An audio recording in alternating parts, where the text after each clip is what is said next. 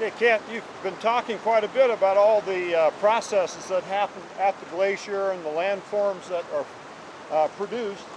And we're standing here at the toe of the Victoria Glacier, and the action is right behind us. So do you want to describe what's going on here around us? Well, there's two things that are happening, Art. The conveyor belt is in action. The glacial till is sliding off the front of the glacier here, and you can hear it every once in a while, and you've got to be careful we don't get hit. So that's the action of the glacier coming in, melting, and the materials falling off. The other thing that's happening is we have meltwater coming out from underneath the glacier, and right behind us is a tunnel where an esker would be probably forming underneath the ice. Where we're standing right now is what we call a recessional moraine. It's exactly the same as the terminal moraine, but all of this debris, this ridge we were standing on, has slid off the end of the glacier.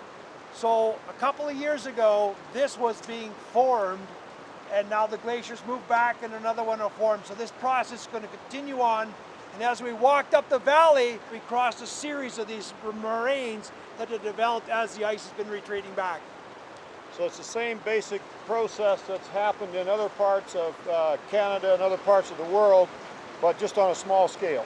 Right. This is an example of what Canada looked like 10,000 years ago, 12,000 years ago, where you're at the toe of these glaciers. These moraines are being built, out in the prairies, across Canada, across BC, even down into the United States. We have some very large terminal moraines would have developed when the glacier was stationary, where the material was just falling off. So that's how those big moraines formed. And you just heard a big rock come down.